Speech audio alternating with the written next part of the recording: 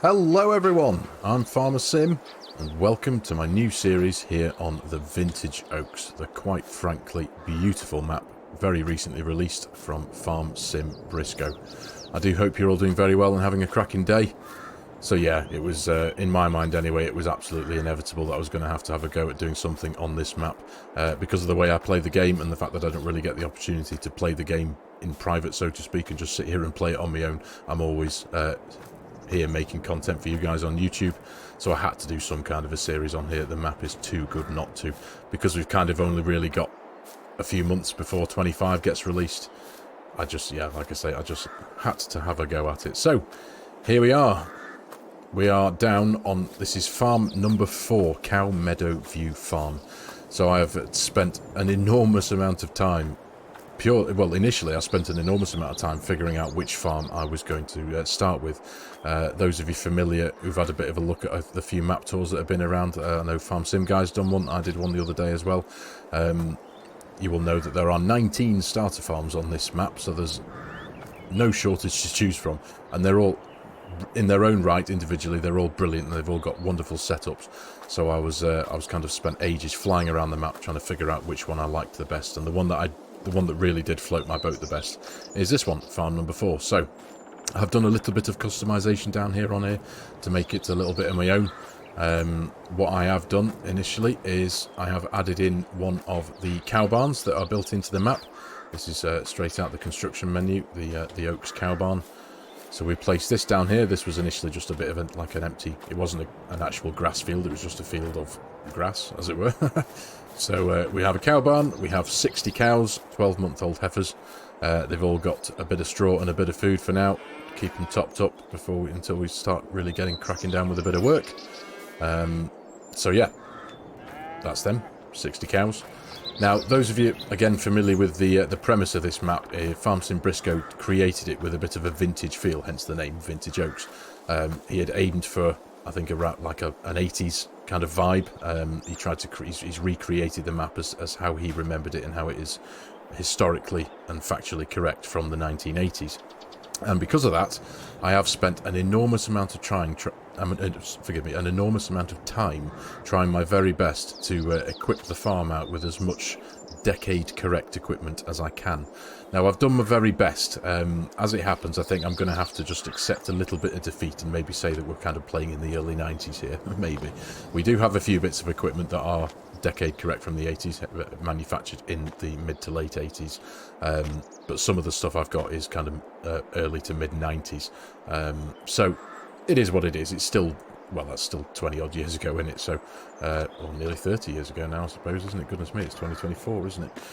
So yeah, we've got some nice bits of equipment, some of it you know, not too old, but not too new. So the way I have set this map up, we have no precision farming for the first time in a very, very long time. I'm not playing with precision farming. I've tried to make sure that we don't have any technology, as it were, that wasn't around in this decade. So none of the tractors have GPS, and we don't have precision farming. So we won't be doing anything like that. We've got no field scanners or anything like that, so we don't need to worry about certain things. We're just going to farm. I suppose that's the premise of the series. I'm just going to enjoy the map. I'm going to enjoy farming on here because this is a UK map, as you all know, and there are some wonderfully big sized fields on here. So we're just going to enjoy ourselves and just experience the map as best as we can. So aside from the cow barn here, customization wise, I have placed down a nice weathered and beaten seed tank here to keep us topped up with a bit of seed. We've got a nice weathered and beaten diesel tank over here. Now these are all from the same mod pack, as I'm sure you can see. I think it's Puma 45. It's forgive me, I can't remember the name of the pack itself, but if any of you want it, just ask me in the comments and I'll let you know. But yeah, and this is a fertilizer tank here. Popping back around here, there was another little bit of customization I did because we don't just own this farm plot here. We own this plot of land that goes down here to that house there. That is my farmhouse. There is the Oaks custom doormat is in front of the front door down there, so that's my sleep trigger, as it were. And back down the lane here, we also own this silo. Now this is this was a plot of land on its own on the map, but I've purchased this as well, so we now own this big silo. I have also placed down one of the Oak's built-in silage clamps here, obviously for sorting our silage out, and I have also placed down a total mixed ration mixing machine.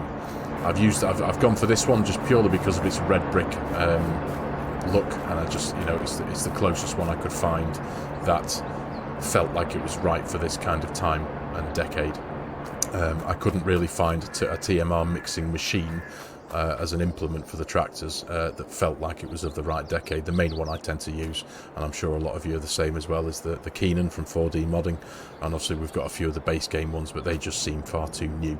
So I've gone for the stationary production system TMR machine, and I have made one little alteration to this. I've removed the necessity for mineral feed, because again I was just trying to keep it as old school as I can, so we've just got the simple hay, straw and silage mix in there, so that's all good. I'll show you that in the production system very quickly, but there we go. Yeah, just silage, hay and straw. It's completely topped up. I did all that off camera. With the time set to 0, I was setting everything up, so I've just clicked go on the time, and it's now ticking away nicely. So we're kind of self-sufficient for a little while yet when it comes to keeping the cows topped up. But yeah, we do own this silo here. Now, I need to remind myself of the name of this silo, and it's all written down on the left-hand side in the list there. The Manor Oaks silo, that's it, because it's plot number 3. There we go. So that's what we own there. So that's that, I think. Now, there was one thing I'm just mentioning now. At the time of recording, this is actually the day after this map had been officially released to the public. So any of you who were anxiously waiting for it, it came out last night on FARMERSIM Briscoe's itch.io page, for which there will be a link in the video description. Now, I've had a few messages off him today. He has found a little bit of an issue with these silage clamps, the built-in ones that he's got in the game that you can place yourself from the construction menu. And I believe that issue is that essentially everything works fine, but when you get to 100% fermented with your chaff, when it's all fermented, I think there's an issue with blanketing it. You can't blanket it unless you save and exit and reload the game, and then you can suddenly blanket. I believe he is frantically working on trying to find a fix for it. They do work for all intents and purposes. And another wonderful thing, this is something that I only just realised myself. I realised this after the map tour, but I'm going to show you this in the construction menu, because this is a first that I think for me. If we go to silos and we find the silage clamp. Now, ordinarily, from my whole experience of playing FARMERSIM 22, you've only ever been able to place silage clamps at 4 angles, north, south, east or west, I believe. But check this out. You can place this one down any direction through 360 degrees. How cool is that? It's only ever been, as I say, the standard north, south, east or west, so that's a really cool thing. I was pleasantly surprised when I came to place that, because normally you're limited, aren't you, to how you can place those down. And it's the same with the manure bunker as well. You can rotate that and place that at any rotation as well. So that was a really nice little surprise. Right, so that's an introduction to the farm, the main farm, I suppose, and the couple of bits of stuff that we've got back there. The silo, the TMR mixer, silage clamp. We've got a manure bunker here, of course. Now, that doesn't auto load from the cow barn, as that's an intentional thing that FARMERSIM Briscoe has done for this map. We have to manually unload the manure, which will spawn in the centre of the little pasture there. And in order for me to be able to deal with that, we have got this lovely little Ford 7740 with a front loader and a bucket on the front, and obviously because it is quite a small tractor, we've got a bit of a weight on the back just to keep it balanced. So that is the primary use for that little tractor. Essentially, is just to be shifting muck about from in here to over there, and if we can find something else for it to do, of course we will. Now, one of the things I couldn't really get that was decade correct, or even remotely decade correct, was a straw blower. These cow barns require a straw blower to give the cows straw, so I've just used one of the base game, the Kuhn Primor, what's that one, 15070M. There's only a couple in the base game, isn't there? But yeah, I had no choice, so we've got that one. The high-spec slurry spreader, slurry tank. This isn't necessarily decade correct either, but again, I was struggling to find anything that was even older than that that I felt was good enough, I suppose. It's English. It's a UK map, so it is. It's good enough, I reckon. But I'm not necessarily going to be using that to be spreading on the fields either. That we can spread with that. I think it's got an 11 meters working width. We may well do if we can build up enough backlog of slurry. But for now, the intention will be probably just to take stuff to the BGA on the map. We've got a little bale fork here, obviously, so we can shift around our bales. Now, so let's have a little bit of an introduction to some of our equipment. So, I have my little army of grain carts here. We have 2 Ford 7810s. We have the Silver Jubilee spec one here and the Factory Blue spec here, both with grain trailers. These are lovely tractors. These are decade correct, thankfully.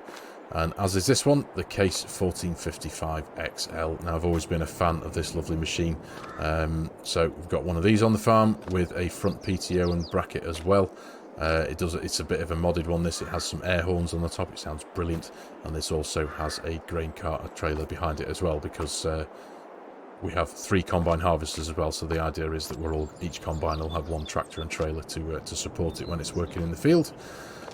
We have the Fendt Favorite 726. Now, this isn't 80s decade correct anyway. This is early to mid 90s, but it's still a lovely tractor. It's been one of my favourites throughout FARMERSIM 22. So we've got this down on here as well. This is actually the most powerful tractor we have on the farm. This one is 320 horsepower. Both the Fords here are at 152.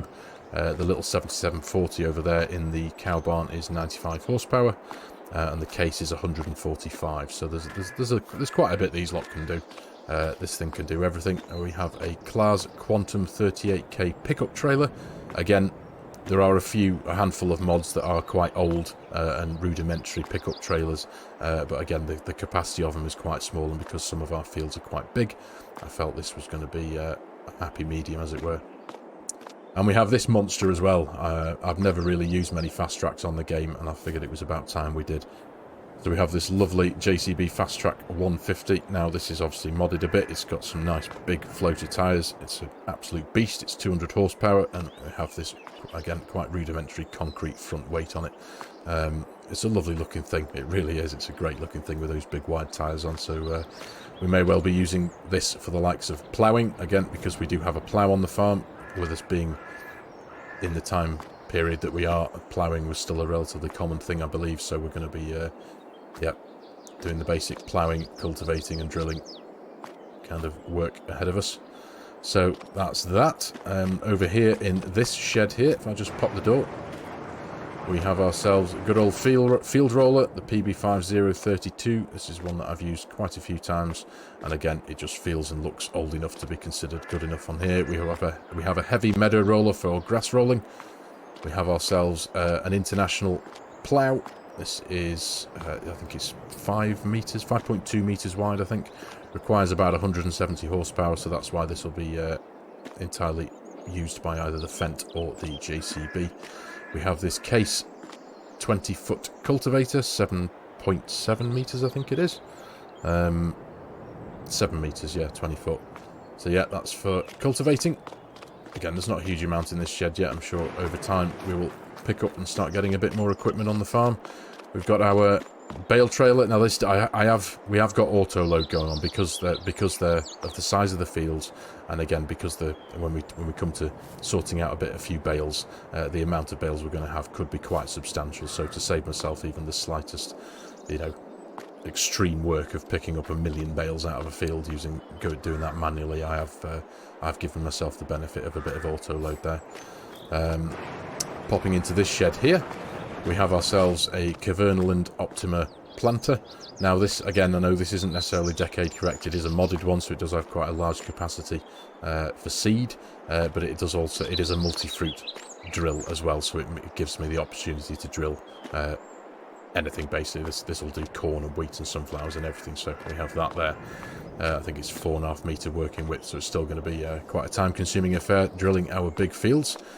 We have ourselves a Shepherd I think it's 19-metre wide liquid fertiliser sprayer for obviously fertilising. Now the fertilising is back to basics here, obviously without the precision farming going on.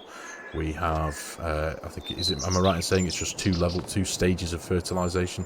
And this is what we've got to do that. As I say, I'm quite grateful that it's got the working width of just under 20 metres, so that's not going to be too painful, I hope. We have a Heston 4900 big baler here, for all our baling needs, of course, and mower-wise, we have the John Deere HX20. Now, yes, I know this isn't correct. I think this is actually late 90s, potentially early 2000s. But I just felt it was... based on some of the mowers that I could find, this was still my preferred option. So yeah, grant me some clemency here, guys. I'm just going to, as I say, I'm trying my very best to keep everything as decade correct as possible. But yeah, there are some alterations I've had to make to that. So round here we have our combine harvesters. Oh, what have we got here? Yeah, we've got my old windrower here, so this is something that could potentially be considered decade correct. A nice old simplistic windrower. That is, I think, 5 or 6 meters, somewhere between 5 and 6 meters wide working width. So that's that. And we have our 3 Class 108 Dominators. So I've put one in each of the available colours. The 2 blue ones are obviously the mod pack from Mark Thor. We have the, I think that's meant to be the modern blue Ford paint, and that's the original one, I suppose. And we have the other Class Dominator here in original Class colours. So 3 harvesters to work the fields. Hopefully should get them done in reasonable time. Still going to take quite a while. Now, before I show you the fields, I've got one more little thing to show you in this workshop here. I've converted this shed into an automatic bale storage. Now, this is thanks to Argsy Gaming's Any Place Objects Anywhere mod. Go check it out. I'll make sure there's a link for that in the video description below. But if I bring up the icons here, it's an auto. I've turned it into an auto load bale shed essentially. So we can just essentially roll our trailer of bales up to here, or if I have to use the universal auto load, obviously, to take them off and place them here, and they'll all just auto stack into here. Really cool. If I bring up this bit here, it'll show you where that's essentially where I've placed it. So all the bales will sit in between those four posts. So that's kind of cool. Really cool mod, that, from Argsy, I've got to say. So yeah, as I say, I shall place a link for that mod in the video description below. So I think, as far as machinery and farm, that's kind of an introduction. Now what I'm going to do very quickly is jump into flight mode and add on a bit of super speed and jump up into the air. I'm going to bring up the heads-up display as well and bring up the map.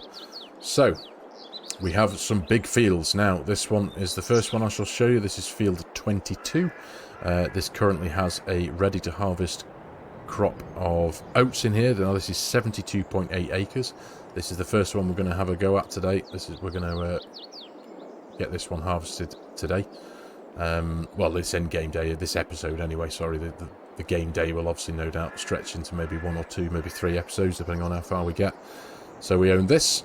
We own this field here. Now this is field 17. This doesn't have any crop in it at all. It's just got a stubble tillage texture at the minute, so this needs to be ploughed, and just basically needs to be essentially start again, give it a ploughing, cultivating, you know the score. So which direction to go now? Over here we own field 70 over here. Now this is a field of grass, so we can get our grass work on to start stocking up the feed for the cows.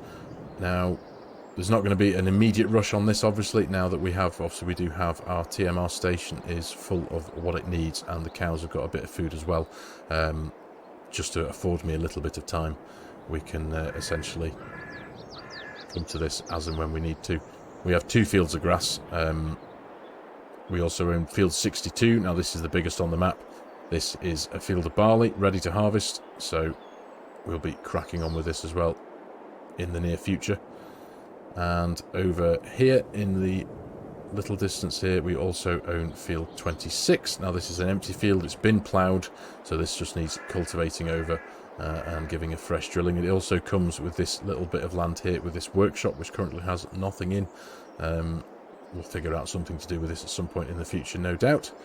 And we also own field 23 here, which is our second field of grass. So because we've got 2 big fields of grass, I think it'd be safe to say one of them we will mow and pick up as grass, and the other one we will run a tedder over it and turn it to hay. So that's that. Now I think that pretty much summarises where we're up to now. Let me just turn all this off for the start of the series. Now, as I do with every series, we are on hard economy. That's just standard as far as I'm concerned. And we are on 2-day months. And although obviously we're in August at the minute, you know what it's like when you start a game off. We're in August. We've only got August to do what we need to do in this month. Once we hit September, that is when we will have our 2-day months. So, yeah, that's, I think, where we're up to. Forgive the relatively long introduction, but yeah, I felt I needed to show you around and show you what we've got. I think now we're going to jump into our first big harvest. We're going to get on here with field 22 and get these oats picked up.